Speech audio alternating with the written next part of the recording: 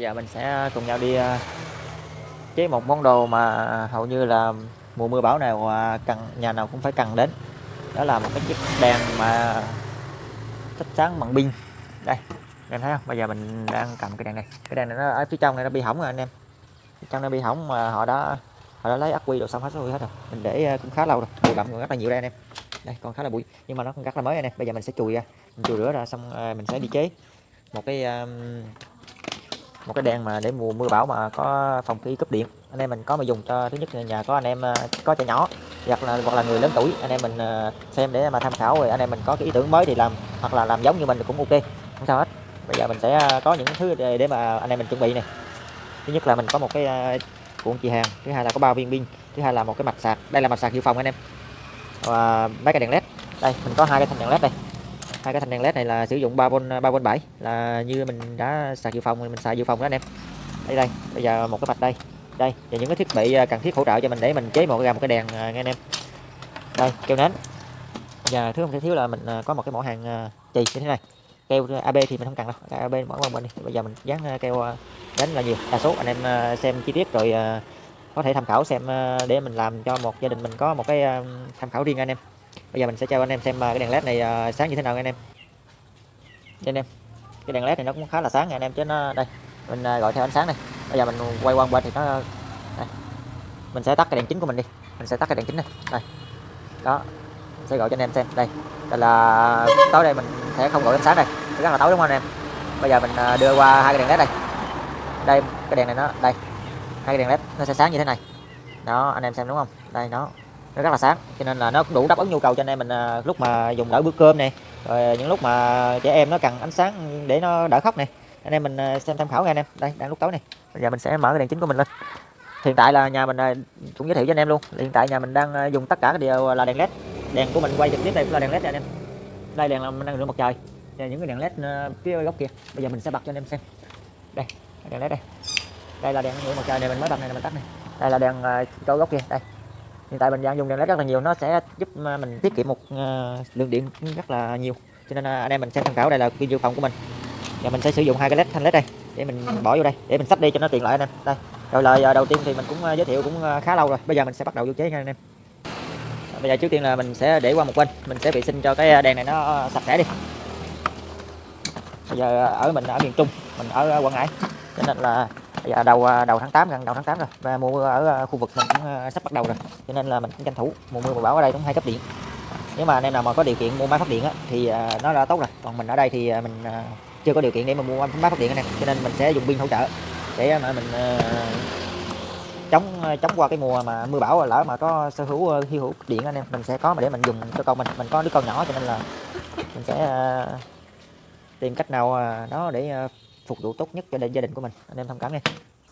Bây giờ trước tiên là mình phải mở cái này ra anh em. Ở phía sau này do là mình quay ban đêm cho nên anh em thông cảm xem là những cái chi tiết nào mà nó hơi tối quá đó, anh em thông cảm nha. Đây mình sẽ mở mấy con ốc chân trụ của đèn đây, mình sẽ mở ra đây.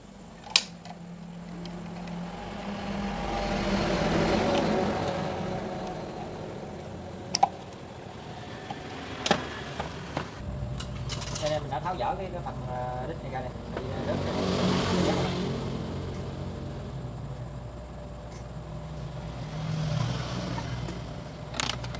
Mình thiết kế như thế nào cho hai cái đèn led nó nằm thẳng đứng như thế này, mình sẽ dùng vô hai cổng USB này, đây mình sẽ cắm vô đây. Mình sẽ dùng cổng USB mình cắm vô đây. Rồi ok, mình cái này là mình sẽ cho quay về một hướng anh em. Còn nếu mà anh em mình muốn xoay về mỗi cái một hướng thì anh em mình tự độ chế như thế nào theo ý của anh em mình nha. Còn mình sẽ làm như thế này, sẽ để một hướng thôi. Ok anh em. Trước khi làm cái đó mình sẽ gỡ cái này ra, mình sẽ gỡ nắp nhựa này ra anh em. Khi làm mình sẽ gỡ cái nắp nhựa này ra bỏ, vì là cái led này, thanh led này nó rất là nóng anh em. Cái thanh led này nó rất là nóng, mà nếu mà có cái hộp này nữa nó không tản nhiệt tốt thì cái led mình nó không được bền. Cho nên anh em mình sẽ gỡ cái led này ra, mình sẽ gỡ cái thanh nhựa ốp này ra, mình sẽ để trần chùi như thế này, mình sẽ dùng như vậy thôi anh em. Còn anh em nào mình thích để thì cứ để thôi, còn mình thì mình sẽ gỡ ra mình dùng hết. Mình sẽ dùng hai thanh led như thế này thôi. Đây mình sẽ dùng hai thanh led như thế này.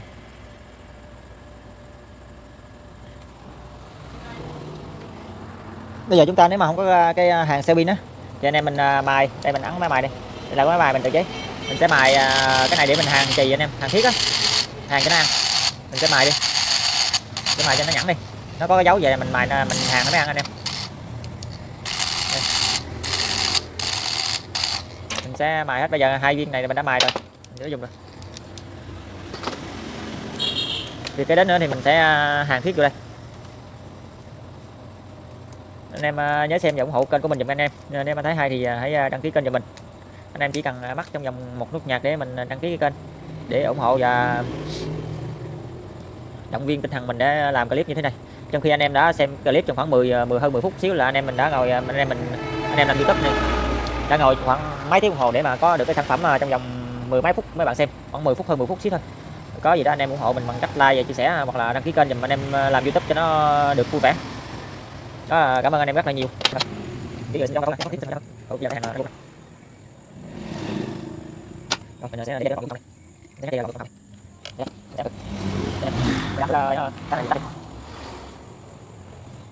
vừa lấy đẹp mình thấy là đẹp cái lý của lại của anh Thành Ngọc nhà mà Thành Ngọc nó là mình nói là còn đẹp sắc nhà nó kia này giờ sống này người anh cái sản phẩm của nhà là tái thì biết còn nhà cái nó thì ở nhà nó thì nó sẽ cũng được cái này được cái nó nó sẽ có cái quyền cái gì đấy cái của đầu nó có một cái này nó trên cái nói là cái này nó cái cái này nó dùng này đưa phần đưa được tại vì này còn cái này nó đưa cái này là rất là còn cái này có gì rất là sao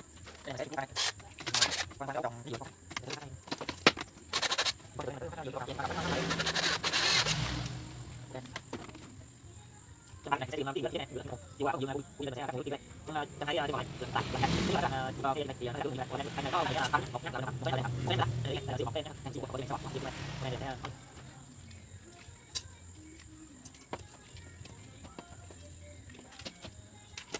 cái còn là nó là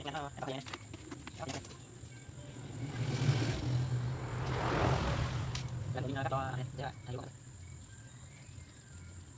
đấy nó cái gì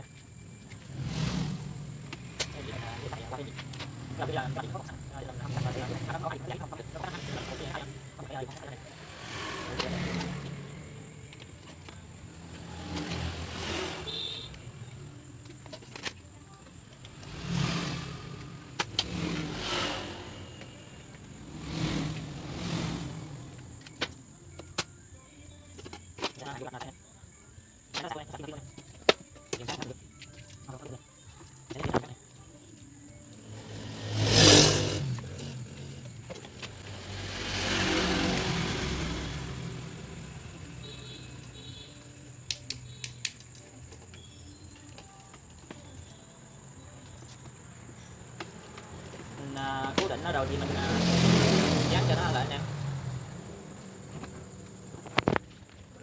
Mình sẽ dán nó lại, dán cho nó cứng lại, cho nó chắc lại, cho nó nằm yên đó luôn, khỏi nhúc nhích động đậy gì luôn. Đây rồi mình dán sơ sơ vậy, xíu mình dán kỹ sau mình test thử anh em, mình test thử xem nó hoạt động được chưa.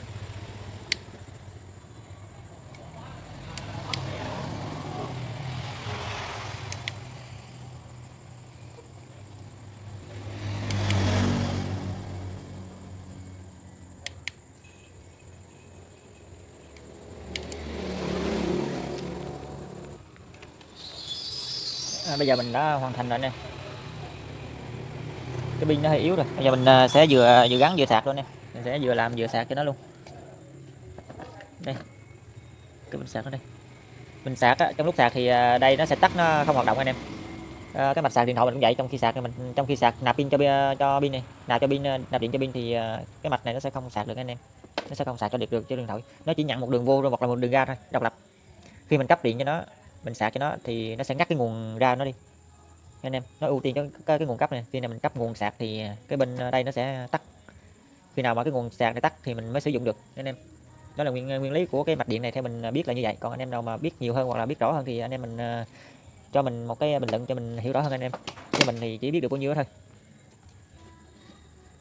Bây giờ mình sẽ tiến hành ráp lại luôn anh em, mình để sạc cho nó luôn. Đây 4 cái chân của nó đây, mình cũng chỉ là thợ, không phải thợ vậy anh em, mình chỉ là đam mê ngành điện rồi mình sẽ bọc vạch mình chế cháo thôi, chứ mình cũng không phải là thầy thợ gì đâu anh em.